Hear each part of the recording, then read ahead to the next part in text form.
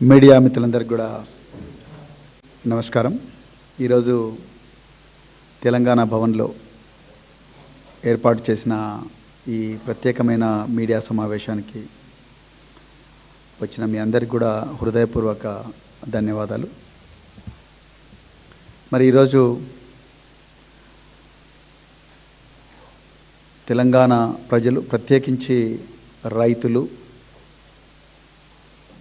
మిగతా ప్రజలు, భూమి ఉన్న మిగతా ప్రజలు, వాళ్ళందరి ఆస్తుల మీద జరుగుతున్న ఒక ఘోరమైన కుట్ర, ఆ కుట్ర గురించి తెలంగాణ ప్రజలందరికీ కూడా మీ ద్వారా నిజాలు చెప్పాలని భారత రాష్ట్ర సమితి ఈ ప్రయత్నం చేస్తున్నది. ఒకవైపు తెలంగాణలో రైతులు ఎల్నినో ముప్పు మీద, అదేవిధంగా వర్షాభావ పరిస్థితుల వల్ల కానీ, అదేవిధంగా కాళేశ్వరం ప్రాజెక్టులో నీళ్లు ఉన్నప్పటికీ కూడా కన్నెపల్లి పంపు హౌస్ మోటార్లను ఆన్ చేయకుండా నీళ్లు రైతుల పొలాల్లోకి రాకుండా రేవంత్ రెడ్డి ప్రభుత్వం కుట్ర పన్నుతుంటే, మరోవైపు భూమి ఉన్న రైతులు ఈరోజు కాంగ్రెస్ భూభారతి పోర్టల్ అని పేరు మార్చిన భూభారతి పోర్టల్లో భూమి ఉన్న రైతులు జిల్లా అధికారుల దగ్గరికి మిస్సింగ్ సర్వే నంబర్ల గురించి కానీ, అదేవిధంగా పేరు మార్పు గురించి కానీ, లేకపోతే విరాసత్ చేయించుకోవడం కానీ, లేకపోతే మరి పిఓబి అంటే నిషేధిత భూముల జాబితాలో అక్రమంగా మా భూములు పెట్టారని ఈ రైతులందరూ కూడా అధికారుల దగ్గరికి తిరుగుతూ ఉంటే, మరి ముఖ్యంగా సాదా బైనామా ట్రాన్సాక్షన్స్ గురించి రైతులందరూ ఆఫీసర్ల దగ్గరికి తిరుగుతూ ఉంటే, మరోవైపు రెవెన్యూ శాఖ మంత్రి, గృహ నిర్మాణ శాఖ మంత్రి, అదేవిధంగా పౌర సంబంధాల శాఖ మంత్రి, సమాచార పౌర సంబంధాల శాఖ మంత్రి అయిన పొంగులేటి శ్రీనివాసరెడ్డి గారి కింద నడుస్తున్న ఈ భూభారతి పోర్టల్లో అక్రమంగా దాదాపుగా 22,000 ట్రాన్సాక్షన్స్ జరిగినాయి. అంటే 22,000 మందికి చెందిన భూములు వాళ్లకు తెలియకుండానే, వాళ్ళ ప్రమేయం లేకుండానే వేరే వాళ్లకు బదలాయించబడ్డాయి.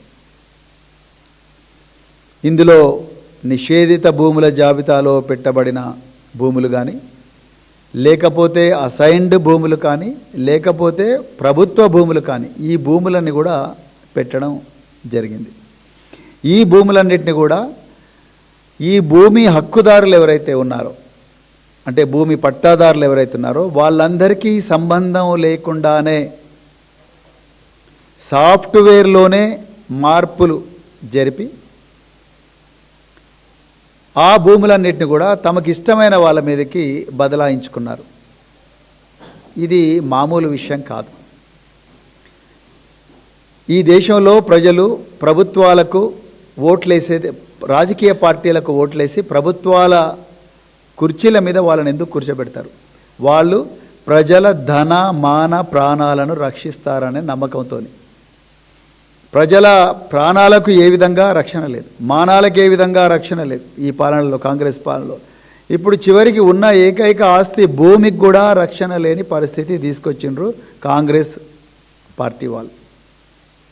ఇలా నేను తెలంగాణ ప్రజలకు ఓపెన్గా రిక్వెస్ట్ చేస్తున్నా, దయచేసి మీరు భూభారతి పోర్టల్లోకి వెళ్ళండి. భూభారతి పోర్టల్లోకి వెళ్ళి మీ భూమి భద్రంగా ఉందో లేదో దయచేసి ఒకసారి చెక్ చేసుకోండి. మీ భూమిలో ఈసీ అని ఒక మాడ్యూల్ ఉంటుంది, ఎన్కంబరెన్స్ సర్టిఫికెట్ అని ఒక మాడ్యూల్ ఉంటుంది. ఈ ఎన్కంబరెన్స్ సర్టిఫికెట్ అనే మాడ్యూల్ను దయచేసి ప్రెస్ చేయండి. మీకు అందులో ఏ వివరాలు దొరకవు. ప్రజలు తమ భూముల వివరాలను, తమ ట్రాన్సాక్షన్ వివరాలను తెలుసుకోవడానికే పెట్టింది ఆనాడు కేసీఆర్ గారు ఈసీ అని ధరణి పోర్టల్లో పెట్టారు. ఆ భూభారతి, ఇప్పుడు దాన్ని భూభారతిగా మార్చారు 2025లో. ఆ భూభారతి పోర్టల్లో ఇప్పుడు ఈసీ అనే మాడ్యూల్ను మనం ప్రెస్ చేస్తే అందులో మనకు కేవలం ఏమీ కనిపించదు. ఒక పేజ్ వస్తుంది, ఈ పేజ్ పనిచేయడం లేదని వచ్చేస్తుంది. అంటే ప్రజలకు సంబంధించిన లక్షలాది ఎకరాల భూమిని, వాటి వివరాలను వాళ్లకు తెలియకుండా దాచిపెట్టారు ప్రభుత్వం. ఇది అత్యంత దుర్మార్గమైన చర్య. రాజ్యాంగం ప్రకారం భూమి కలిగి ఉండడం కూడా ఒక హక్కు, మానవ హక్కు. సుప్రీంకోర్టు చాలాసార్లు చెప్పింది, ప్రాథమిక హక్కు. ఈ మానవ హక్కును ఈరోజు తెలంగాణలో పొంగులేటి వారు, రేవంత్ రెడ్డి గారు ఇద్దరూ కలిసి ఘోరంగా ప్రజలందరి ముందరనే కాలరాస్తా ఉన్నారు. ఇది వాస్తవం. మరి ఈ ధరణి పోర్టల్ తెలంగాణ తొలి ముఖ్యమంత్రి కేసీఆర్ గారు ఎందుకు తీసుకొచ్చారు? రైతులకు అనాదిగా క్షేత్రస్థాయిలో జరుగుతున్న తీవ్ర ఇబ్బందులను దృష్టిలో పెట్టుకొని, ఎన్నో అవకతవకలు క్షేత్రస్థాయిలో దొరుకుతుంటే రైతులకు ఎంతో కష్టాలు అవుతుంటే, ఆ కష్టాల నుంచి రైతులను విముక్తి చేయడం కోసం ధరణి పోర్టల్ అక్టోబర్ 2020లో దాన్ని ప్రారంభించారు. మంచి రెప్యుటేషన్ ఉన్న సంస్థకు దాన్ని అప్పగించారు. అప్పటి వరకు ఏం కాలేదు. ఎప్పుడైతే కాంగ్రెసు నాయకులు ప్రజల మీద అబద్ధపు హామీలు అమ్మి వాళ్ళ మీద చల్లి, వాళ్ళు ఎప్పుడైతే డిసెంబర్ 23లో అధికారంలోకి వచ్చినరో, ఆ డిసెంబర్ 23లో అధికారంలోకి వచ్చిన తర్వాత ఆనాడు ఏమన్నారు? ప్రజలకు సంబంధించిన ఆస్తుల చిట్టానంతా కూడా ప్రైవేటు కంపెనీ చేతిలో పెడతారా అన్నారు. ఇలా వీళ్ళు ఏం చేసినరాయా అంటే డైరెక్ట్గా వీళ్ళ అధికారం అప్పటి వరకు బాగుంది. 2023 డిసెంబర్లో వీళ్ళు ఎప్పుడైతే అధికారంలో తీసుకున్నారో, ఒక ప్లాన్ ప్రకారం రేవంత్ రెడ్డి గారేమో మున్సిపల్ మరియు అర్బన్ శాఖ మంత్రిగా పదవీ స్వీకార ప్రమాణం చేశారు. విద్యాశాఖ తీసుకున్నారు, హోమ్ మినిస్ట్రీ వారు తీసుకున్నారు. మరోవైపు పొంగులేటి గారు ఆయన రెవెన్యూ శాఖ తీసుకున్నారు, సమాచార పౌర సంబంధాల శాఖ తీసుకున్నారు. చూడండి ఎంత క్లెవర్గా తీసుకున్నారు. నాకేమైనా అయితే నువ్వు కాపాడు, నీకేమన్నా అయితే నేను కాపాడుతా. నువ్వు రెవెన్యూ డిపార్ట్మెంట్లో ఏమైనా అక్రమాలు చేస్తే పోలీసు వాళ్ళను నేను జాగ్రత్తగా చూసుకోండి, నీ మీద ఏం కేసులు లేకుండా నేను చూస్తా. ఇక పొంగులేటి రేవంత్ రెడ్డితో నేను చెప్తా ఉన్నాడు, చూడయ్యా నీ మీద ఏమన్నా నెగిటివ్ వస్తే సమాచార పౌర సంబంధాల శాఖ నా దగ్గరే ఉన్నది, ఆ ఇన్ఫర్మేషన్ ప్రజలకు తెలియకుండా నేను చూస్తాను, నీకేమైనా భూములు కావాలంటే నేను హెల్ప్ చేస్తాను అన్న కాడికి వచ్చింది. కాబట్టి ఇవాళ 22,000 అక్రమాలు జరిగినట్టుగా మరి టైమ్స్ ఆఫ్ ఇండియా పత్రిక చెప్పింది. చాలా క్లియర్గా టైమ్స్ ఆఫ్ ఇండియా చాలా క్లియర్గా రాసింది. 22,000 భూముల విషయంలో ఇన్ని అక్రమాలు జరిగినాయి. నిజానికి రూల్ 4 ఆఫ్ ఆర్ఓఆర్ అంటే రికార్డ్ ఆఫ్ రైట్స్ రూల్స్ ఏం చెప్తున్నాయా అంటే, రూల్ 4 ఏం చెప్తుందంటే, ఏ భూమికి సంబంధించిన బదలాయింపు జరగాలన్నా భూమి ఓనర్స్ ఎవరైతే ఉన్నారో వాళ్లకు నోటీస్ ఇవ్వాలి, వాళ్ళకు ముందస్తు సమాచారం ఇవ్వాలి, కొనుక్కునే వాళ్ళకు కూడా ముందస్తు సమాచారం ఇవ్వాలి. వాళ్ళిద్దరూ సిగ్నేచర్ పెడితే తప్ప భూమి బదలాయింపు క్లియర్గా జరగదు. ఇది ఫండమెంటల్ రూల్, గోల్డెన్ రూల్. ఈ రూల్ను పొంగులేటి శ్రీనివాసరెడ్డి గారి నాయకత్వంలో నడుస్తున్న ఈ రెవెన్యూ శాఖ ఓపెన్గా ఉల్లంఘించింది. 22,000 ట్రాన్సాక్షన్ జరిగినాయి. అయ్యా రెవెన్యూ మంత్రి గారు, మీరు ప్రతిసారి ధరణి పోర్టల్ అని మీడియా వాళ్ళకి లీకులు ఇచ్చి ఇప్పటికి కూడా ధరణి అనే రాయిస్తున్నారు. ఇది నిన్నగాక మొన్న ఈనాడులో వచ్చిన వార్త. నిజానికి మీరు 2024లోనే మీరు ధరణి కాదు, మేము భూభారతి అని పేరు మారుస్తామని భూభారతి అన్నారు. భూభారతి తర్వాత ఇవన్నీ కూడా మీ కంట్రోల్లోనే ఉన్నాయి. ఇది మీరు ప్రజలకు చెప్పడం లేదు. ఇక్కడ చూడండి, పోర్టల్లో దొంగలు పడ్డారు అని ఒక మరో న్యూస్ రాయించారు మీరు. నిజంగా దొంగలు ఎవరు? మీరే. మీ కనుసన్నల్లోనే ఈ కుంభకోణం జరిగింది. ముఖ్యంగా ఏ జిల్లాల్లో జరిగింది ఇది? రంగారెడ్డి, మేడ్చల్, మల్కాజ్గిరి, అదేవిధంగా సంగారెడ్డి, సిరిసిల్ల, సిద్దిపేట, అంటే హైదరాబాదు చుట్టుపక్కల యాదాద్రి భువనగిరి, ఈ హైదరాబాదు చుట్టుపక్కల ఏవైతే ఖరీదైన భూములు ఉన్నాయో ఈ ఖరీదైన భూముల దగ్గరే ఇదంతా కూడా జరిగింది. మీరు జనవరిలో ఒక కుంభకోణం బయటపడ్డది.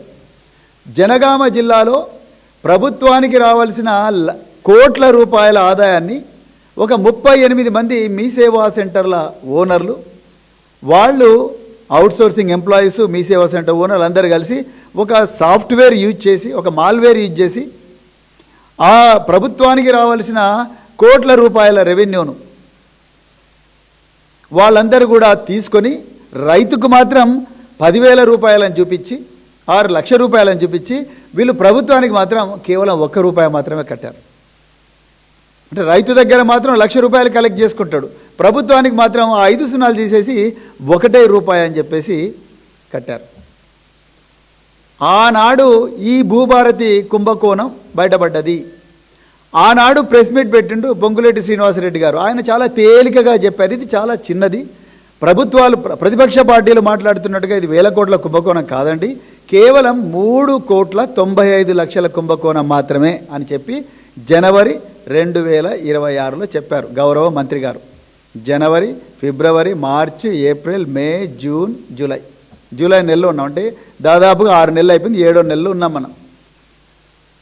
జనవరిలో ఆనాడు గౌరవ రెవెన్యూ మంత్రి గారు ఏమన్నారు, మేము పెద్ద ఎత్తున విచారణకు ఆదేశించాం, ఈ అక్రమాలు జరగకుండా చూస్తాం, ప్రతిపక్ష పార్టీలు మా మీద అంటున్నట్టుగా 1,000 కోట్ల కుంభకోణం కాదు, 3,95,00,000 మాత్రమే అని అన్నారు. మంత్రి గారు, మీరు ప్రజల చెవిలో పూలు పెట్టడం, మీరు ముఖ్యమంత్రి గారు దాంట్లో పిహెచ్డీలు చేసినట్టు ఇప్పటికే అందరికీ అర్థమైపోయింది. ఇప్పుడు నేను చెప్తా, నా దగ్గర ఈ ఆధారం ఉన్నది. మీరు 2025లో మీరు చెప్పారుగా, మేము ఫోరెన్సిక్ ఆడిట్ అంతా కూడా చేస్తున్నాము, మేము ఎక్కడెక్కడ అక్రమాలు జరిగినా అవన్నీ తీస్తున్నాం అంటున్నారు కదా. 2024 నుంచి 2026 జనవరి నెల, జూన్ నెల వరకు కూడా కంటిన్యూస్గా మీకు మీ హయాంలో నడుస్తున్న ఎన్నో మాఫియా గ్యాంగులు ఈ పని చేస్తూనే ఉన్నాయి. నేను ఉదాహరణకు ఒక్కటి చెప్తా. జూన్ నెల 20వ తారీఖు 2026 సంవత్సరంలో షేరిలింగంపల్లి మండలంలో కాజాగూడ అనే గ్రామంలో సర్వే నెంబరు 20లో 13 గుంటల భూమిని సాస్ ఇన్ఫ్రా అనే కంపెనీకి బదలాయించారు. 13 గుంటల భూమిని సాస్ ఇన్ఫ్రా అనే కంపెనీకి బదలాయించారు.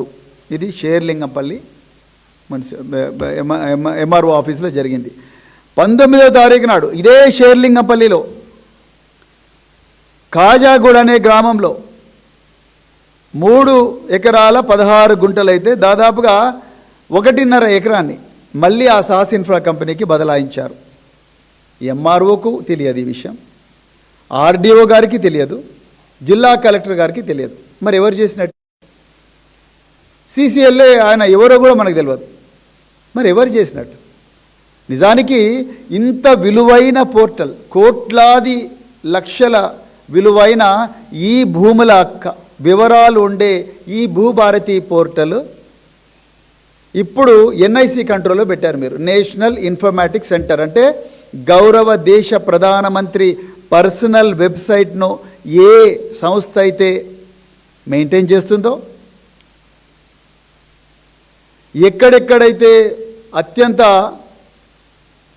రక్షణ ఉన్న డిపార్ట్మెంట్ల యొక్క వెబ్సైట్లను ఏ సంస్థ అయితే మేనేజ్ చేస్తుందో, ఎన్నో లక్షల కోట్ల విలువైన డేటాను ఏ సంస్థ అయితే మేనేజ్ చేస్తుందో ఆ సంస్థకు మీరిచ్చి చేతులు దులుపుకున్నారు. ఆ సంస్థ వాళ్ళు ఏమంటున్నారు, మాకేం తెలియదు, రెవెన్యూ డిపార్ట్మెంట్ మాకేం చెప్తే మేము చేస్తాం, వాళ్ళ ఇన్ఫర్మేషన్ మాత్రమే మేము దాచుకుంటాం, అంతే తప్ప వీటిలో ఎవరి దగ్గర తాళం చేతి ఉందని మనకు తెలియదు. మరి ఎంఆర్ఓ దగ్గర నాకు తెలియదని ఆయన రిపోర్ట్ ఇస్తున్నాడు, ఆర్డీఓ నాకేం తెలియదు అంటున్నాడు, కలెక్టరు నాకు తెలియకుండానే ఇది జరిగింది మొర్రో అని చెప్పి ఆయన సీసీఎల్ఏ కంటే చీఫ్ కమిషనర్ ఆఫ్ ల్యాండ్ అడ్మినిస్ట్రేషన్కు లెటర్ రాస్తూ ఉన్నాడు. మరి ఈ విషయం చీఫ్ కమిషనర్ ల్యాండ్ అడ్మినిస్ట్రేషన్కి తెలుసా? లేకపోతే మరి రెవెన్యూ శాఖ మంత్రి అయినా మీకే తెలవాలి, ఎందుకంటే మీరే ఎగ్జిక్యూటివ్ హెడ్. ఈ ప్రభుత్వంలో రెవెన్యూ వ్యవహారాలన్నీ చూసేది మీరే, మరి మీకే కదా తెలవాలి పొంగులేటి గారు. ప్రతిరోజు కూడా ఈ భూభారతి పోర్టల్లో ఎన్ని ట్రాన్సాక్షన్స్ జరిగినాయి, ప్రతిరోజు కూడా రిజిస్ట్రేషన్ స్టాంప్స్ అండ్ రిజిస్ట్రేషన్లో ఎన్ని ట్రాన్సాక్షన్ జరిగినాయి, ఆ report IG commissioner stamps and registration ద్వారా, అదేవిధంగా కమిషనర్ ల్యాండ్ అడ్మినిస్ట్రేషన్ ద్వారా, వాళ్ళిద్దరి ద్వారా మీ ప్రిన్సిపల్ సెక్రటరీ రెవెన్యూకు రిపోర్ట్ వచ్చి ఆ రిపోర్టు ప్రతిరోజు కూడా మీ దగ్గరికి వస్తుంది. ఇది వాస్తవం. మరి రెవెన్యూ ఎందుకు తగ్గింది అని మీరు ఎప్పుడు అడగలేదు. మనం సెక్యూరిటీ ఆడిట్, ఫోరెన్సిక్ ఆడిట్ చేసి ఆనాడు జనగామలో ఒక కుంభకోణం జరిగింది. ఆ కుంభకోణం తాలూకు ఏమైంది అని మీరు ఎప్పుడు అడగలేదు. యథావిధిగా మీ బంధువులకు, మీ దోస్తులకు, వీళ్ళందరికీ కూడా, మీకు తెలిసిన వాళ్ళందరికీ కూడా ఈ గ్యాంగులు ఆ కీ తీసుకొని వెనక నుంచి సాఫ్ట్వేర్ నుంచే మొత్తం కూడా చేంజ్ చేశారు. లేకపోతే ఈ రాష్ట్రంలో ఎంఆర్ఓకు తెలియకుండా, ఆర్డీఓకు తెలియకుండా, కలెక్టర్కు తెలియకుండా 22,000 ట్రాన్సాక్షన్స్ అంటే బదలాయింపులు, 22,000 భూములకు సంబంధించిన బదలాయింపులు జరిగినాయంటే మీరు ఒక్కసారి తెలంగాణ ప్రజలారా ఆలోచించండి. హైదరాబాదు రంగారెడ్డిలో, అదే మరి రంగారెడ్డి జిల్లాలో ఒక్కొక్క ఎకరం కనీసం అంటే 20 కోట్లు ఉంటుంది, 30 కోట్లు ఉంటుంది. ఇలా ఈ ఒక్క రంగారెడ్డి జిల్లాలోనే మీరు చూస్తే టోటల్గా 100 ఎకరాల 200 ఎకరాల భూమిని మరి ట్రాన్సాక్షన్ చేశారు. ఎవరి కోసం చేసుకున్నారు? మీకోసం చేసుకున్నారు. మీకు ఈ ప్రభుత్వ భూములు, మీ ప్రైవేట్ పాలన ఇవాళ తెలంగాణలో జరుగుతూ ఉన్నది. నిజంగా మీకు నిబద్ధత ఉంటే శ్రీనివాసరెడ్డి గారు, మీరు ఎందుకు పోలీస్ స్టేషన్లో కేసు పెట్టలేదు? ఇప్పుడు చెప్పండి. మీరు జనగామ కుంభకోణం అయిపోయింది, అది చలాన్ల కుంభకోణం. 2 లక్షల లావాదేవీలు కూడా 2 రూపాయలు పెట్టుకున్నారు, వాళ్ళు డబ్బులు తీసుకున్నారు, వాళ్ళని ఒక 30 మంది జైలుకు పంపించారు, అయిపోయింది. అసలు కుంభకోణం ఇక్కడుంది కదా. ఈ 10,000 కోట్ల కుంభకోణానికి సంబంధించి మీరు ఎక్కడైనా పోలీస్ స్టేషన్లో దరఖాస్తు ఇచ్చారా? ఇంతవరకు ఒక్క కేసు కూడా రిజిస్టర్ కాలేదు. ఎవరినైనా అదుపులోకి తీసుకున్నారా?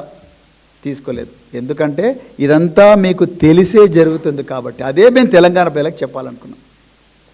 ఇదంతా మీకు తెలిసే జరుగుతుంది, మీరు చూసి చూడనట్టు పొమ్మని అధికారులకు చెప్పిండ్రు కాబట్టే ఇవాళ ఏమీ జరగడం లేదు. గ్రౌండ్లో ప్రజల భూములను కోల్పోతూ ఉన్నారు. ఒక్క పోలీస్ ఆఫీసర్ కూడా దీన్ని ఇన్వెస్టిగేట్ చేస్తలేడు. మీరు ఎవరినో అధికారులను లాస్ట్కి బలి పశువులు చేస్తారు. ఇప్పుడు మీరు పేపర్ల లీకుల మీద లీకులు ఇస్తున్నారు. సీసీఎల్ఏ ఆఫీసులో 2, లేకపోతే ఇంకెక్కడి నుంచో 2. అసలు సీసీఎల్ఏ ఎవరికి రిపోర్ట్ చేస్తాడు శ్రీనివాసరెడ్డి గారు? మీకు కాదా? మీరే కదా సీసీఎల్ఏకి ఇమీడియట్ బాస్. మీరు ఎస్ అంటే ఎస్, నో అంటే నో. మీరే కదా రంగారెడ్డి జిల్లా కలెక్టరు, లేకపోతే మేడ్చల్ మల్కాజ్గిరి, లేకపోతే యాదాద్రి భువనగిరి, అదేవిధంగా సంగారెడ్డి, ఈ కలెక్టర్లకు ఆదేశాలు, మౌఖిక ఆదేశాలు ఇచ్చేది మీరే. కలెక్టర్లు వాళ్ళు డిజిటల్కి సంతకాలు చేయకుండా అవుట్సోర్సింగ్ ఎంప్లాయీస్, మీరు ఎంప్లాయ్ చేసిన అవుట్సోర్సింగ్ ఎంప్లాయీస్ వాళ్లకు డిజిటల్ కీస్ ఇచ్చి వాళ్ళతోని మీరు సైన్లు చేయించి రేపు బయటపడితే నాదేం లేదు, ఆ అవుట్సోర్సింగ్ ఎంప్లాయీ చేశారని వాళ్ళ మీద దొబ్బడానికి మీరు చేస్తున్న కుటిల పన్నాగం ఇది. మళ్ళీ ఎవరో రెవెన్యూ డిపార్ట్మెంట్లో ఎవరో ఒక మామూలు ఎంప్లాయీలను మీరు బలిపశువుగా మారుస్తారు. ఈ భూములన్నీ మీరు బదలాయిస్తూ ఉన్నారు. మీరు అమీన్పూర్లో బదలాయిస్తూ ఉన్నారు. అదేవిధంగా శంకర్పల్లి మండలంలో ఉండే వెల్మల్ కొండకల్లో రియల్ ఎస్టేట్ కంపెనీలకు మీరు బదలాయిస్తూ ఉన్నారు. అదేవిధంగా జియో 111 ఏరియాలో బదలాయిస్తూ ఉన్నారు. ఇప్పుడు కీసర్లో కూడా బదలాయించడానికి ప్రయత్నం చేస్తున్నారు. నిజానికి ఒక డిపార్ట్మెంట్లో మెడకాయ మీద తలకాయ ఉన్న ఏ మంత్రి అయినా కూడా ఏం చేస్తాడు? ఎంఆర్ఓలను ఆర్డీఓలుగా, ఆర్డీఓలను డిఆర్ఓలుగా, డిఆర్ఓలను మరి అదనపు కలెక్టర్లుగా అట్లా రూల్ ప్రకారం ప్రమోషన్ ఇచ్చుకుంటూ పోతాడు. కానీ పొంగులేటి గారు మీ పాలనలో ఎంఆర్ఓలు డైరెక్ట్గా ఆర్డీఓలు అయిపోయారు. ఆర్డీఓ పోస్ట్ ఉంటుంది, ప్రమోషన్ ఇవ్వరు, ఎంఆర్ఓ ఉంటాడు, డైరెక్ట్గా ఆర్డీఓ కూర్చుంటాడు. మీరు కీసర్లో పెట్టింది ఎవరిని? కీసర్లో పెట్టింది మీరు ఎంఆర్ఓని తీసుకొచ్చి ఆర్డీఓ సీట్లో కూర్చోబెట్టిండ్రు. కొన్ని చోట్ల ఎంఆర్ఓలే డైరెక్ట్ డిఆర్ఓలు అయిపోయినారు. ఎంఆర్ఓ డిఆర్ఓ కావాలంటే కంపల్సరీ ఆర్డీఓ అయ్యి తర్వాత డిఆర్ఓ కావాలి. అంటే మీ భూముల దాహానికి మీరు తెలంగాణలో ఉండే ఈ 10,000 కోట్ల రూపాయల విలువైన భూములు ఏవైతే ఉన్నాయో ఈ భూములను మీరు కైంకర్యం చేసుకోవడానికి ఎన్ని అడ్డదారులు వీలైతే అన్ని అడ్డదారులు తొక్కుతూ ఉన్నారు. స్పష్టమైన ఆధారాలతోనే మేము మాట్లాడుతున్నాం. ఇక్కడ చూడండి, మీరు 2026లో కూడా ఈ ట్రాన్సాక్షన్స్ జరిగినాయి. 2025లో జరిగినాయి, 2024లో జరిగినాయి. మళ్ళీ మీరు ఉల్టా మళ్ళీ ధరణి అని రాయిస్తున్నారు. మరి భూభారతిలో నా హయాంలో జరిగింది ఎందుకు రాయించట్లేదు శ్రీనివాసరెడ్డి గారు? మీరు ఒక్కరోజు కూడా దీని మీద ప్రెస్ మీట్ పెట్టలేదు. రెండోది, మీ అధికారులు మరి ఒక కమిటీ వేశారన్నారు. ఆ కమిటీ ఏం రిపోర్ట్ ఇచ్చింది? మీ శ్వేతపత్రం రిలీజ్ చేయండి, ఒక సిఐడి ఎంక్వైరీ చేయించండి, లేకపోతే ఒక సుప్రీంకోర్టు న్యాయమూర్తితో చేయించండి, లేకపోతే ఈడీకి ఇవ్వండి, లేకపోతే సిబిఐకి ఇవ్వండి. ఎందుకు ఇవ్వడం లేదు మీరు? ఇది 10,000 కోట్లు. ఎందుకంటే ఇందులో మీరే లబ్ధిదారు. మీకు సంబంధించిన రాఘవ కన్స్ట్రక్షన్, ఇంకా రకరకాల కంపెనీలు ఏవైతే మీ అనుచరుల కంపెనీలు ఉన్నాయో వాళ్ళందరూ దీంట్లో లబ్ధి పొందుతున్నారు. కాబట్టే ఈరోజు భూభారతి పోర్టల్లో జరుగుతున్న ఈ దొడ్డిదారిన అక్రమాలు మీరు బయటికి రానివ్వడం లేదు. నిజంగా తెలంగాణ రాకముందే కాదు, అసలు ఆంధ్రప్రదేశ్ వచ్చినప్పటి నుంచి ఇప్పటి వరకు జరిగిన భూ స్కాముల్లో మీరు మీ హయాంలో, పొంగులేటి గారు వినండి, మీ హయాంలో జరిగిన ఈ భూభారతి స్కామ్ ఏదైతే ఉందో అది అన్నిటికన్నా బాహుబలి స్కామ్. 10,000 కోట్లు ఒక్క రక్తం చుక్క కారకుండా, ఒక్క మూడో మనిషికి తెలియకుండా మీరు సాఫ్ట్వేర్ చేంజ్ చేశారు. ఎందుకు ఒక్కరిని కూడా అరెస్ట్ చేయలేదు ఇంతవరకు? ఒక్క అధికారిని సంజాయిషి అడగలేదు ఎందుకు? ఎందుకంటే ఆ కీ మీ దగ్గరే ఉంది. ఇప్పుడు వేరే ఆప్షనే లేదు కదా శ్రీనివాసరెడ్డి గారు, వేరే ఆప్షనే లేదు. ఆ కీ మీ దగ్గరే ఉంది. మీరు చెప్పండి, ఆ కీ నా దగ్గర లేదని చెప్పండి. మరి ఎవరి దగ్గర ఉంది? ఎన్ఐసి అధికారులు మీ సంతకం లేకుండా, మీ అధికారుల సంతకం లేకుండా ఆ కీ ఓపెన్ చేస్తారా? ఎడిట్ ఆప్షన్ను ఎనేబుల్ చేస్తారా మీ సంతకం లేకుండా? మీకు తెలియకుండా ఈ మాఫియా గ్యాంగులు ఏవైతే ఉన్నాయో వాళ్ళు ప్రతి మీ సేవా సెంటర్కి పోయి, ప్రతి రియల్ ఎస్టేట్ కంపెనీకి పోయి, మా దగ్గర అసైన్డ్ భూముల వివరాలు ఉన్నాయి, మీకు కావాలంటే మేము అసైన్డ్ భూములను పట్టా భూములుగా మారుస్తాం, పిఓబి నుంచి తీసేయిస్తాం, నిషేధిత భూముల జాబితాను తీసేయిస్తాం, మీరు మాకు ఎంత ఇస్తారో చెప్పండి, అది రాగానే మీరు మాకు అగ్రిమెంట్ రాసి ఇవ్వండి, దాంట్లో మాకు ఇంత పర్సెంటేజ్ ఇవ్వండి అని మీరు అడగడం లేదా? ఓపెన్ చెప్పండి. ఎందుకు దీంట్లో దాపరికం? ఎవరైనా రియాల్టరు భూములను డెవలప్ చేయాలని చెప్పేసి ఒక డెవలప్మెంట్ అగ్రిమెంట్ చేసుకొని రిజిస్ట్రేషన్ డిపార్ట్మెంట్పై రిజిస్టర్ చేసుకున్నాగానే వెనక నుంచి బ్యాక్ ఎండ్లో మీరు ఆ వెబ్సైట్ నుంచి తీసుకొని మీరు ఆ బిల్డర్ కంపెనీల దగ్గరికి పోయి మీ మాఫియా గ్యాంగులు 30% అడగడం లేదా? ఓపెన్గా చెప్పండి. ఇది ఈరోజు మీరు ఓపెన్గా చేస్తున్న దందా. స్పష్టంగా 22,000 రికార్డులు తారుమారైనాయి. దీని మీద ఎవ్వరూ మీ మంత్రులు కానీ, మీ ముఖ్యమంత్రి కానీ, మీరు కానీ మాట్లాడలేదు. అర్జెంటుగా నిజాలు ప్రజలకు చెప్పాలి. పెద్ద ఎత్తున భారీ కుంభకోణం జరిగింది. 10,000 కోట్లు చాలా తక్కువ ఫిగరు, అంతకన్నా ఎక్కువనే జరిగింది. ఆ వివరాలన్నీ కూడా ప్రజల ముందర పెట్టాల్సిన బాధ్యత రేవంత్ రెడ్డి గారు, అదేవిధంగా పొంగులేటి శ్రీనివాసరెడ్డి గారు, మీ ఇద్దరి మీద ఉన్నది. ఇక రెండవ డిమాండ్, అర్జెంటుగా పొంగులేటి శ్రీనివాసరెడ్డి గారు మీరు రాజీనామా చేయాలి. మీరు రాజీనామా చేయకుండా అదే పొజిషన్లో ఉంటే మీ అధికారులు స్వేచ్ఛగా పని చేయలేరు. ఇప్పుడు ఏవైతే మీరు డిజేబుల్ చేసి ఇప్పుడు రాత్రంతా అధికారులందరినీ కూడా పిలిపించి కూర్చోబెట్టి, రాత్రింబవళ్ళు కూర్చోబెట్టి వాళ్ళతోని రికార్డులు మళ్ళీ తారుమారు చేయిస్తున్నారు. నేను అధికారులకు చేతులు జోడించి నేను వినమ్రంగా వేరుకుంటున్నా, దయచేసి ఆ మిస్టేక్ చేయకండి మిత్రులారా. మీరు ఏం చేసినా కూడా ఆ డిజిటల్ ఫుట్ ప్రింట్స్ అట్లనే ఉంటాయి. మీరు ఎంత ఎరేజ్ చేసినా కూడా ఉంటాయి. మీతోని మళ్ళీ ఈ రెవెన్యూ శాఖ మంత్రి గారు, ముఖ్యమంత్రి రేవంత్ రెడ్డి గారు మళ్ళీ తప్పులు చేయిస్తూ ఉన్నారు. మొత్తం తప్పులు చేయించారు, మీకు సంబంధం లేకుండానే భూములన్నీ బదలాయించారు. ఇప్పుడు మళ్ళీ మిమ్మల్ని దాన్ని ఓన్ చేసుకోమంటున్నారు, అవన్నీ తుడిచేయమంటున్నారు. దయచేసి ఆ తప్పు చేయకండి. అలాంటి అక్రమ ఆదేశాలు మీకేమైనా వస్తే దయచేసి భారత రాష్ట్ర సమితి పార్టీకి సమాచారం ఇవ్వండి, మేము ప్రజల ముందరికి తీసుకెళ్తాం. సో మా రెండవ డిమాండు, పొంగులేటి శ్రీనివాసరెడ్డి గారు అర్జెంటుగా మీరు నైతిక బాధ్యత వహిస్తూ ఈ 10,000 కుంభకోణం గురించి, 10,000 కోట్ల కుంభకోణం సంబంధించి మీరు అర్జెంటుగా రాజీనామా చేయాలి, చేసి నిజాలు ప్రజల ముందర పెట్టాలి. మూడవది, ఈ కేసులో అర్జెంటుగా పోలీసు దర్యాప్తు ప్రారంభించాలి. 6 నెలల నుంచి ఫోరెన్సిక్ ఆడిట్ చేస్తూ ఉన్నారు. 2023 డిసెంబర్ నుంచి 2026 జూన్ వరకు వేల ట్రాన్సాక్షన్ జరిగినాయి. దానికి సంబంధించిన వివరాలన్నీ కూడా మరి ఒక హైకోర్టు న్యాయమూర్తికి కానీ లేకపోతే ఒక స్వతంత్ర ప్రతిపత్తి ఉన్న సంస్థకు కానీ అర్జెంటుగా ఇచ్చి అందరూ నిపుణులను తీసుకొచ్చి పెట్టాలి.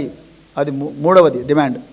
పోలీసు ఇన్వెస్టిగేషన్ స్టార్ట్ చేయాలి. నాలుగవది, ఎవరెవరైతే ఈ ట్రాన్సాక్షన్స్ చేసి ఈ భూమిని అక్రమంగా ఆఫీసర్లకు సంబంధం లేకుండా భూమి హక్కుదారుడికి సంబంధం లేకుండా బదలాయించారో వాళ్ళ ఫోన్ నెంబర్లు తీసుకొని వాళ్ళ ఫోన్ నెంబర్లతోని మరి పొంగులేటి శ్రీనివాసరెడ్డి గారి కింద పనిచేస్తున్న మాఫియా గ్యాంగులు కానీ రేవంత్ రెడ్డి గారి కింద పనిచేస్తున్న మాఫియా గ్యాంగులు కానీ ఈ మాఫియా గ్యాంగులతో వీళ్ళ కమ్యూనికేషన్ ఏ విధంగా ఉన్నది, వీళ్ళని ఎవరు గైడ్ చేశారు అన్న విషయాన్ని మీరు ప్రజల ముందు పెట్టాలంటే వాళ్ళ CDRs అంటే కాల్ డేటా రికార్డ్స్ తీసి వాటిని విశ్లేషించాలి.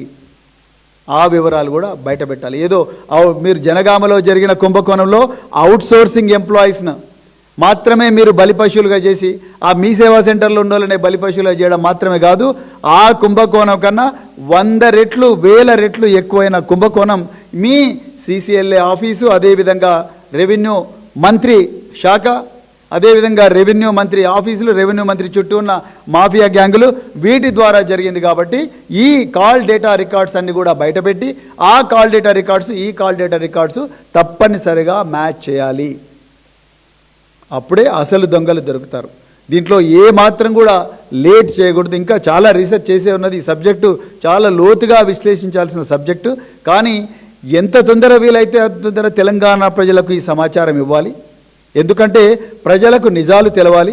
లేకపోతే వాళ్ళ భూములు పోయే ప్రమాదం ఉంది. పిల్లల పెళ్ళిళ్ళు ఉంటాయి, పిల్లల చదువులు ఉంటాయి, తర్వాత ఇళ్లలో అనారోగ్యంతో ఉంటారు ఎంతోమంది, వాళ్ళకి ట్రీట్మెంట్కు డబ్బులు కావాలి. అదేవిధంగా ఇంకా రకరకాల ఇల్లు కట్టుకునే వాళ్ళు ఉంటారు, లేకపోతే ఇంకో కొత్త భూమి కొనుక్కునే వాళ్ళు ఉంటారు.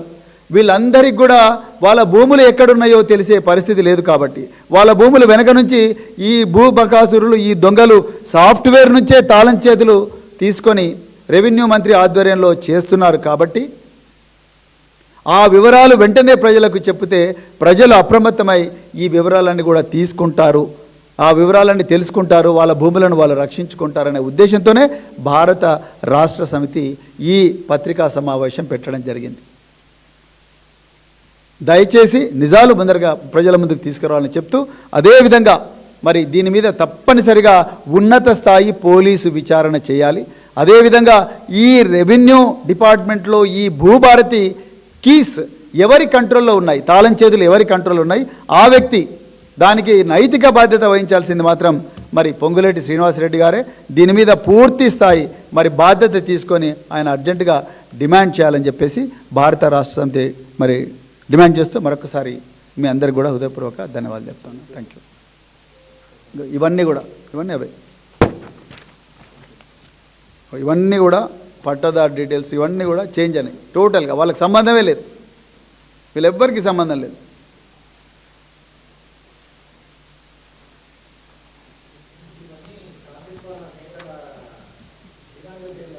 100% మేము అనుకుంటున్నాం. వాళ్ళ పేర్లు ఇప్పుడు ఇంకా కొంచెం రీసెర్చ్ చేయాలి పేర్ల గురించి. కాకపోతే ఇందులో చాలా వరకు కూడా వాళ్ళే చేశారు. వాళ్ళందరూ కూడా గ్రామీణ ప్రాంతాల్లో ప్రజల దగ్గరికి పోయి మీ భూములు నిషేధిత జాబితాలో ఉన్నాయి, మేము వాటన్నిటి కూడా పట్టా భూములుగా మారుస్తాం, మీకు అందరికి కూడా నిషేధ భూముల జాబితాను తీస్తాం, ఆ భూములు మాకు అమ్మేసేయండి అని చెప్పేసి చాలామంది రంగారెడ్డి జిల్లా మేడ్చల్, మల్కాజ్గిరి, అదేవిధంగా మీకు సంగారెడ్డి, అదేవిధంగా మీకు చాలా చోట్ల కూడా వీళ్ళందరూ కూడా ప్రతిరోజు కూడా గ్రామీణ ప్రాంతాల్లో ఇదే చేస్తున్నారు, దందన చేస్తున్నారు. ఈ విషయం రెవెన్యూ మంత్రి గారికి తెలుసు, కానీ ఆయన ఎక్కడ కూడా ఒకరోజు దీని గురించి మాట్లాడలేదు. కేవలం ఆ జనగామ ఆ చలాన్ కుంభకోణం గురించే మాట్లాడుతున్నారు తప్ప ఈ పోర్టల్లో రహస్యంగా 22,000 భూమి రికార్డులు ఇప్పటి వరకు బదలాయించబడ్డాయి అన్న విషయం ప్రజలకు చెప్పడం లేదు. మేము మళ్ళీ చెప్తున్నాం, ఎందుకు రెవెన్యూ మంత్రి గారు దీని గురించి మాట్లాడడం లేదు, ఎందుకు రెవెన్యూ మంత్రి గారు పోలీస్ స్టేషన్లో కేసు పెట్టలేదు, ఎందుకు CCLA పోలీస్ స్టేషన్లో కేసు పెట్టలేదు, దాని మీదనే మా ప్రశ్న అంతా. ఎందుకు వాళ్ళు నిమ్మకు నీరెత్తినట్టుగా ఉన్నారు? ఎందుకంటే వాళ్ళు లబ్ధిదారులు, రెవెన్యూ మంత్రి గారే సాక్షాత్తుగా లబ్ధిదారులు. అట్లా ఎన్నో భూములు ఆయన అక్రమంగా బదలాయించుకుంటున్నారు కాబట్టి ఆయనకు ఇది పనిచేస్తుంది, ఈయనకు లాభిస్తుంది కాబట్టి ఆయన దీని గురించి మాట్లాడాలి. అదే కదా చెప్తున్నారు. ఆ కీ ఎవరి దగ్గర ఉందండి? కీ భూభారతి కీ ఎవరి దగ్గర ఉంటుంది? ఎవరి దగ్గర ఉంటుంది భూభారతి? భూభారతిలో ఒక చిన్న మార్పు, సాఫ్ట్వేర్ మార్పు చేయాలన్నా కూడా ఫైలు మరి కింది నుంచి పోవాలి. కలెక్టర్ దగ్గర నుంచి మాకు ఈ సమస్యలు వస్తున్నాయి, ఈ మాడ్యూల్లో ఈ సమస్యలు వస్తున్నాయి, సక్సెషన్ మాడ్యూల్లో సమస్యలు వస్తున్నాయి, పిఓబి మాడ్యూల్లో సమస్యలు వస్తున్నాయి, లేకపోతే ఇంకొక మాడ్యూల్లో పేరు చేంజ్ చేసే మాడ్యూల్లో సమస్యలు వస్తున్నాయని కలెక్టర్లు సీసీఎల్ఏకి రాస్తే సీసీఎల్ఏలు రెవెన్యూ మినిస్టర్కు ఫైల్ సర్క్యులేట్ చేస్తే ఆయన అప్రూవ్ చేస్తే తప్ప ఇవన్నీ కావు. రెవెన్యూ మంత్రి దగ్గర తప్ప ఎవరి దగ్గర కూడా ఈ తాళం చేతులు ఉండే అవకాశం లేదు. ఆయనే కదా head of the department, executive head ఆయన్నే.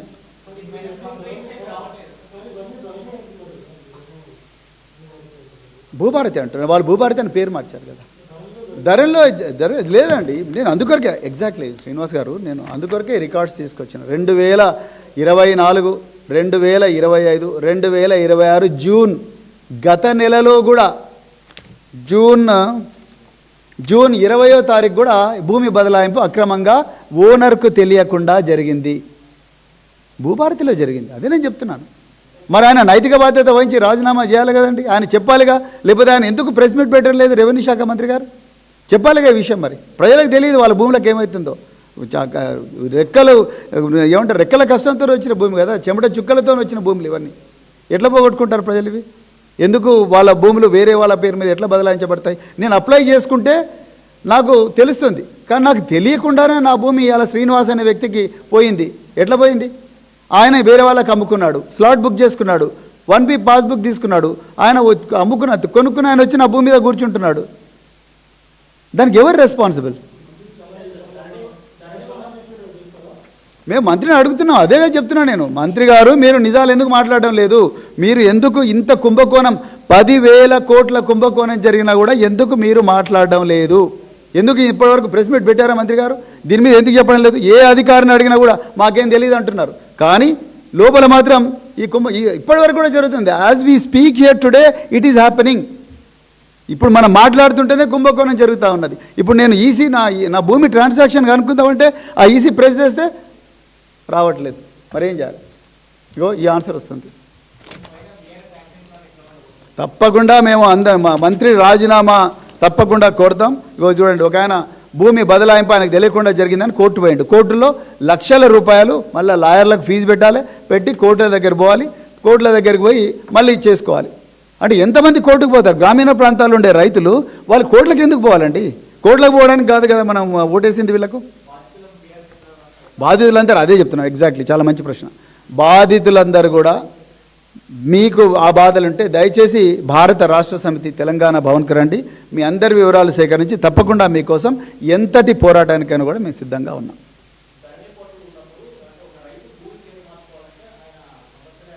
కంపల్సరీ పెట్టాలి. అవును, ఎగ్జాక్ట్లీ కరెక్ట్ ప్రశ్న. ఇదే కరెక్ట్. యాక్చువల్గా ఇవన్నీ కూడా ఇక్కడ చాలా ఉంది. Applications approved without any application. అసలు ఈ భూముల్లో ఈ బదలాయింపులన్నీ కూడా భూమి ఓనర్, అంటే భూమి ఓనర్ 2 రకాలండి. ఒకటి ప్రభుత్వము, రెండోది ప్రైవేటు వ్యక్తులు. సో ప్రైవేటు వ్యక్తులు కానీ ప్రభుత్వం కానీ వీళ్ళిద్దరిలో ఎవరు కూడా ఈ భూమిని బదలాయించండి అని అడగలేదు. అడగకుండానే, వీళ్ళకు సంబంధం లేకుండానే సాఫ్ట్వేర్ ద్వారా వీళ్ళు మార్చుకున్నారు. అది వాళ్ళకి ఎవరికి తెలియదు. అదే ఇందులో మేజర్ కుంభకోణం. అట్లా 22,000 మంది 22,000 ట్రాన్సాక్షన్ ఉన్నాయి. మరి పొంగులేటి శ్రీనివాసరెడ్డి ఇప్పుడు బహిరంగ చర్చలు అంటున్నారు. బహిరంగ చర్చకు రండి పొంగులేటి శ్రీనివాసరెడ్డి గారు.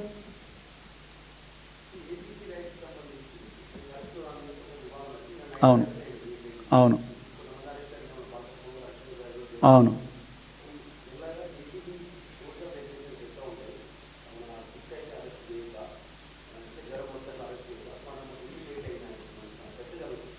చాలా బాధగా ఉంది ఈ ప్రశ్నను ఆన్సర్ చేయడం కోసం. కానీ మీకు వాస్తవాలు చెప్పాలి కొన్ని. నిజంగా చాలా బాధాకరమైన విషయం. చట్టం ముందర ఆర్టికల్ 14 రాజ్యాంగం ఏం చెప్తుందంటే, ఆర్టికల్ 14 కానీ ఆర్టికల్ 15 కానీ, ఈ చట్టం ముందర ఈ దేశంలో అందరూ సమానులే. కులాల ప్రాతిపదికన కానీ, మతాల ప్రాతిపదికన కానీ, ప్రాంతాల ప్రాతిపదికన, సెక్స్ ప్రాతిపదికన కానీ ఎవరిని కూడా వివక్ష చూపించరాదు, అందరినీ సమానంగా చూడాలంటున్నారు. కానీ మీరు భీమిరెడ్డి వ్యవహారం గురించి అడిగారు. భీమిరెడ్డి గారు ఆ 300 కోట్ల విలువ అని ఏసీబీ వాళ్ళు చెప్తున్న వ్యవహారం ఏదైతుందో ఆ 300 కోట్లు వారు ఎట్లా సంపాదించుకున్నారనేది ఇక్కడ చర్చ కాదు. ఓకే, అది ఏసీబీ వాళ్ళు వాళ్ళ పరిశోధనలో తీసుకొస్తారు. కానీ నా పాయింట్ ఏంటంటే, నిన్న చేర్యాలలో దిలీప్ నాయక్ అని ఒక తహసీల్దార్ను ఏసీబీ వాళ్ళు అరెస్ట్ చేశారు. అరెస్ట్ చేసి అతన్ని జైలుకు పంపించారు. దిలీప్ నాయక్ మీద పెట్టిన అవినీతి నిరోధక చట్టం కేసు కానీ, భీమ్రెడ్డి గారి మీద పెట్టిన అవినీతి నిరోధక చట్టం కానీ రెండు ఒకటే, కరెక్ట్. కానీ దిలీప్ నాయక్ ఏమో చెంచల్గూడ జైల్లో ఉంటాడు. భీమ్రెడ్డి గారిని ఆ జైలుకు పోకుండా 35(3) BNSS నోటీసు ఇచ్చారు. ఓకే. సో భీమ్రెడ్డి గారి విషయంలో మాకు తెలిసింది, ఏసీబీ వాళ్ళు ఎక్కడ కూడా దీన్ని బయటకు చెప్పలేదు. మరి 5 రోజులు అయింది ఆయన అరెస్ట్ చేయడం కోసం. అంత తీవ్రమైన పరిశోధన ఏం చేశారో నాకు తెలియదు. కానీ ఆయనకు BP 170/120 ఉందని ఏదో బయటకు వార్తలు వచ్చినాయి. ఓకే. నేనేమంటున్నా అంటే చాలామందికి కూడా బీపీలు షుగర్లు అందరికీ ఉన్నాయి. సో వాళ్ళందరికీ అవకాశం లేదు. 35 క్లాస్ 3 BNSS కింద వాళ్ళకు కూడా దిలీప్ నాయక్ కూడా అవకాశం ఇచ్చిండొచ్చు. అదేవిధంగా ఇరుగు అంబేద్కర్ అని ట్రాన్స్కోలో ముఖ్యమంత్రి తమ్ముడి వట్టినాగులపల్లి హరీష్ రావు గారు ఇంతకుముందు ఒకసారి బయట పెడితే మేమందరం కూడా అక్కడికి క్షేత్రస్థాయి పర్యటనకి వెళ్ళాం. వట్టినాగులపల్లిలో ముఖ్యమంత్రి మేనల్లుడైన రమేష్ రెడ్డి గారి యొక్క క్రషర్కు, ఆ భాగ్యలక్ష్మి క్రషర్కు ఇతను కరెంటు కనెక్షన్ అక్రమంగా అడిగితే ఇవ్వనందుకు ఈయన మీద కక్ష పెంచుకొని ఏసీబీ అధికారుల ద్వారా ఇతని మీద దాడి చేశారు. ఆయన ఎస్సీ సామాజిక వర్గానికి చెందిన వ్యక్తి. అతనికి ఏమాత్రం కూడా అవకాశం ఇవ్వకుండా 200 కోట్ల అక్రమ ఆస్తులు అని పత్రికల్లో బురద జల్లారు. అదేవిధంగా పత్రికలు లీక్ ఇచ్చిండ్రు, వాళ్ళు రాసిండ్రు, అంతా అయిపోయింది, కరెక్ట్. అంతా అయిపోయిన తర్వాత ఆయన 38 రోజులు జైల్లో ఉన్నాడు, కరెక్ట్. దాని తర్వాత బయటకు వచ్చిన తర్వాత ఏసీబీ అధికారులు నీ ఆస్తుల వివరాలు తీసుకురా అని అన్నారు. ఇవన్నీ ఆయన రికార్డులతో అంతా కూడా పోయినరు. రికార్డులతో పోతే ఇప్పుడు వాళ్ళ క్యాలిక్యులేషన్ ప్రకారం ఆయన ఆస్తులు అక్కడి దాకా రావడం లేదు. మరి 200 కోట్లని ఎందుకు చెప్పిండ్రు? మరి ఆయనకు కూడా ఆ రోజు 35(3) BNSS ఇచ్చిండొచ్చు కదా. భీమ్రెడ్డి గారికి ఏమో ఆరోగ్యం బాగాలేదని ఇచ్చారు, ఆయన ఇంట్లో కూర్చున్నాడు. మరి అంబేద్కర్ ఏం పాపం చేసిండు? మురళీధర్ అని చెప్పేసి కాళేశ్వరం చీఫ్ ఇంజనీర్, రిటైర్డ్. ఆ రోజు అద్భుతమైన ప్రతిభా పాఠవాలు ఉన్నాయి, కమిట్మెంట్ ఉంది తెలంగాణ అని చెప్పేసి ఆ రోజు కేసీఆర్ గారు ఆయనకు గొప్ప బాధ్యతలు ఇచ్చిండు. 70 సంవత్సరాలున్న వ్యక్తిని కూడా, రిటైర్ అయ్యి ఇంట్లో కూర్చున్న వ్యక్తిని, ఆదాయానికి మించి ఆస్తులు ఉన్న వ్యక్తిని దాదాపు 60 రోజులు జైల్లో పెట్టిండ్రు. ఇంకా లేటెస్ట్గా ట్యాపింగ్ కేసులో భుజంగరావు అని ఒక అడిషనల్ ఎస్పీ అండి, భుజంగరావు అనే ఒక అడిషనల్ ఎస్పీని ఏం చేసిండ్రు, ఆయన ట్యాపింగ్ కేసులో అప్పటికే 100-150 రోజులు జైలు ఉన్నాడు. ఆయనకు గుండెపోటు వస్తుంది, గుండె రోగం ఉన్నది, హృద్రోగం ఉన్నదని చెప్పేసి ఆయనను బయటికి తీసుకొచ్చారు. ఆయన బెయిల్ మీద బయటకు వచ్చిండు. బయటికి వచ్చిన మరుక్షణమే, ఆయన ఇంకొక 4 నెలల్లో రిటైర్ అవుతాడంగానే మరుక్షణమే అతని మీద ఆదాయానికి మించిన అక్రమ ఆస్తులు ఉన్నాయని చెప్పేసి అతని మీద మళ్ళీ DA కేసు పెట్టి అతను మళ్ళీ ఇప్పుడు జైలుకు పంపించినారు. ఇప్పుడు డీలు ఉండడు. నేను భుజంగరావుకి ఒక న్యాయము, భీమ్రెడ్డికి ఒక న్యాయం ఉండకూడదు. నేను భీమ్రెడ్డి ఎవరో కూడా నాకు తెలియదు, అన్న ఎప్పుడు పని చేయలేదు. అది ఆయన ఎంత ఆస్తి సంపాదించుకున్నాడు అనేది ఇక్కడ చర్చ కాదు. మీరు భీమ్రెడ్డి గారికి ఒక న్యాయము, అంబేద్కర్కి ఇంకొక న్యాయము, దిలీప్ నాయక్ ఒక న్యాయము, భీమ్రెడ్డికి ఒక న్యాయము. అదేవిధంగా మీరు ఇంకెంతోమంది, మన కనక అని ఒక ఆయన ఎవరినో ఎస్సీ వర్గానికి చెందిన అధికారిని, తర్వాత నరహరి అని, ఇంకా ఈ బడుగు అంటే ఈ అణచివేయబడ్డ వర్గాల నుంచి వచ్చిన వాళ్ళ మీద ఏమాత్రం కనికరం లేదు. వాళ్ళ గురించి ఎంతోమంది ఎమ్మెల్యేలు ఉన్నారు, ఎమ్మెల్సీలు ఉన్నారు. వాళ్ళందరూ పోయి ముఖ్యమంత్రి దగ్గర కూర్చొని వచ్చి మా మీద ఎందుకు దాడి జరుగుతుందని ఎందుకు అంటలేరు, ఎందుకు అడుగుతలేరు? ఇలా వరుసగా చూస్తే మీరు బంజారాలే ఎక్కువ పోతున్నారు, లేకపోతే ఎస్సీలు ఎక్కువ పోతున్నారు, లేకపోతే బీసీలు ఎక్కువ పోతున్నారు. నేను దాంట్లో చాలామంది వేరే వాళ్ళు కూడా ఉన్నారు, నేను దాంట్లో. కాకపోతే నేను చెప్పేది ఏంటంటే ఇప్పుడు అట్లనే ఇంకా చాలామంది వేరే వాళ్ళు కూడా పంపించారు. కానీ వాళ్ళందరికీ ఒక న్యాయం, భీమ్రెడ్డికి ఇంకొక న్యాయం ఉండకూడదు అని అంటున్నాం. మరి అన్నప్పుడు వాళ్ళందరూ మన అంబేద్కర్ గారి వైఫ్ ఒక లెటర్ రాసింది ఏసీబీ వారికి, నా భర్తను 36 రోజులు మీరు జైల్లో పంపించారు, మరి భీమ్రెడ్డి గారిని ఎందుకు వదిలేశారని అడిగారు. మరి ఏం ఆన్సర్ చెప్తారు ఏసీబీ వాళ్ళు? ఇలా ముఖ్యమంత్రి గారి దగ్గరికి ఆయనకు సొంత బంధువో లేకపోతే ఆయన దోస్తో అయినందుకు ఈయనకు వెసులుబాటు ఇచ్చారు. మరి మిగతా వాళ్ళకి ఆ పరిచయం లేని వ్యక్తులు, ఆ అవకాశం లేని వ్యక్తులు, వాళ్ళ పరిస్థితి ఏంటి? ఇక్కడ జరగండి, మీరు చూడండి, క్రిషాంక్ను జైలుకు పంపించారు, బల్కసుమను జైలుకు పంపించారు. ఎందుకు పంపించారు? మరి అనిరుద్ధ్ రెడ్డి కూడా అరవిందో ఫార్మా కంపెనీని పేలుస్తా అన్నాడు కదా, మరి ఆయన ఎందుకు పంపించలేదు? ఎవరు? అనిరుద్ధ్ రెడ్డి జడ్చర్ల ఎమ్మెల్యే గారు, ఆయన పేలుస్తా అన్నాడు కదా. ఇంకెవరన్నారు? మక్కాన్ సింగ్ ఏమన్నాడు? మక్కాన్ సింగ్ నరికేస్తాడు. మరి ఆయన ఎందుకు పంపించలేదు? ముఖ్యమంత్రి ప్రజాభవన్ ప్రగతి భవన్ పేల్చేస్తాడు, అది కూడా ప్రభుత్వ ఆఫీసే కదా, మరి ఆయన ఎందుకు జైలు పోలే? అంటే నేనేమంటున్నా అంటే ఈ ఒకరికి అంటే ఈ show me the face, I will show you the rule. నువ్వెవరో నాకు చెప్పు, నేను నీకు రూల్ చూపిస్తాను, నీకు సరిపోయిన రూల్ చూపిస్తానే పద్ధతి కరెక్ట్ కాదు అంటున్నా. సో ఇప్పుడు 5 రోజుల తర్వాత మీరు ఏసీబీ వాళ్ళు అరెస్ట్ చేసిండ్రు, అదంతా ఓకే. మీలాంటి పత్రికా సోదరులు పెద్ద ఎత్తున నిజాలు చెప్పడానికి ప్రయత్నం చేసిండ్రు కాబట్టి మరి ఏసీబీ వాళ్ళు ఏమనుకున్నారో ఏందో, వాళ్ళు ఇజ్జత్ పోతుందిరా బాబు అనుకున్నారో ఏందో, మరి మొత్తం మీద చేసిండ్రు. కాకపోతే డెఫినెట్గా ఈ వర్గాల ప్రజలు ఎవరైతే ఉన్నారో ఎస్సీ ఎస్టీ బీసీ వర్గాల ప్రజల మీద వీళ్ళకి ఏమాత్రం కనికరం లేకుండా నిర్దయగా వీళ్ళ వెనక ఎవరు లేరు, వీళ్ళ ఎమ్మెల్యేలు ఎవరు మాట్లాడరు, ఈ మినిస్టర్లు వాళ్ళ దందాల్లో వాళ్ళు ఉన్నారు కాబట్టి వాళ్ళు వీళ్ళ మీద మాట్లాడే పరిస్థితి లేదు. ముఖ్యమంత్రి వీళ్ళని ఎప్పటికైనా భయపెట్టిస్తాడు, వీళ్ళని ఏమైనా చేయొచ్చు, మనం ఎట్లైనా ఫుట్బాల్ ఆడుకోవచ్చు అని చెప్పి 60 రోజులు 70 రోజులు.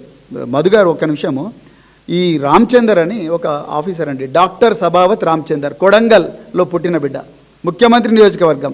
ఈయన డైరెక్టర్ ఆఫ్ ఎనిమల్ హస్బెండరీ, పశు సంవర్ధక శాఖ డైరెక్టరు రామచందర్. ఇతన్ని గొర్రెల కుంభకోణం అని చెప్పి ఇతనికి సంబంధం లేని వ్యవహారం. ఇతను ఎక్కడ శాంక్షనింగ్ అథారిటీ కాదు, ఇతను ఎక్కడ పలానోడికి శాంక్షన్ చేయమని సైన్ చేసినోడు కాదు. A7గా మార్చి రాత్రికి రాత్రి ఏసీబీ పోలీసులు వచ్చి, ఇదే సివి ఆనంద్ గారు ఆ రోజు ఏసీబీ డీజీ, ఏసీబీ పోలీసులు వచ్చి ముఖ్యమంత్రి రేవంత్ రెడ్డి చెప్పిన తీసుకొని పోయినారు. ఇంట్లో ఒక్క పైసా దొరకలేదు ఆయన దగ్గర, ఏ బేస్ మీద తీసుకపోయి ఒక్క పైసా దొరకలేదు. ఇవాళ 2.5 సంవత్సరాల నుంచి అతను రోడ్ల మీదనే ఉన్నాడు, ఉద్యోగం లేదు. ఎక్కడ పోతున్నాడు? ఒక గిరిజన బిడ్డ ఎక్కడ ఎవరిని అడుక్కుంటాడు పోయి? సార్ నేను సస్పెన్షన్లో పెట్టిండ్రు, 2.5 సంవత్సరాల నుంచి సస్పెన్షన్లో ఉన్నా, నన్ను దయచేసి మళ్ళీ ఉద్యోగంలో తీసుకోండి అంటే సెక్రటరియట్కి రానివ్వడం లేదు అతన్ని. ఏమండి అంత ఘోరమా? ఏం ఎస్సీ ఎస్టీలు వాళ్ళు చదవద్దా, వాళ్ళు ఉద్యోగంలో చేరొద్దా? అంటే అన్నీ ముఖ్యమంత్రికే రావాలని, వాళ్ళ దోస్తులకే రావాలన్నా? ఎందుకు వీళ్ళు ఊర్లలో గొర్రెలు కాసే పరిస్థితి ఉండొద్దురా బాబు అని చదువుకొని ఈ స్థాయికి వచ్చిండ్రు వీళ్ళు బీసీ ఎస్సీ ఎస్టీలు. వాళ్ళకి ఎందుకండి కనీసం సస్పెన్షన్ నుంచి తీసి రీఇన్స్టేట్ చేయొచ్చు కదా, ఎందుకు చేయడం లేదు? ఇప్పుడు భూపాల్ రెడ్డి అయినా ఒక ఆయన జాయింట్ కలెక్టరు, ఆయన 8 లక్షలతోని ఓఆర్ఆర్ మీద పట్టుబడ్డాడు. 8 లక్షలతోని ఓఆర్ఆర్ మీద పట్టుబడ్డప్పుడు మరి సాక్షులుగా ఎవరు ఉండాలి? ఏసీబీ ఎప్పుడు అరెస్ట్ చేసినా కూడా సాక్షులుగా 2 ప్రభుత్వ అధికారులను పెడతారు, ప్రభుత్వ అధికారులు పెట్టలే. మరి ఎవరిని పెట్టినరో మనకు తెలియదు. ఆయనను ఆ కేసు నుంచి తీసి వేరే చోటికి, అంటే ఆయనకు ఆ కేసు లేకుండా, ట్రాప్ కేసు లేకుండా చూస్తున్నారని తెలిసింది.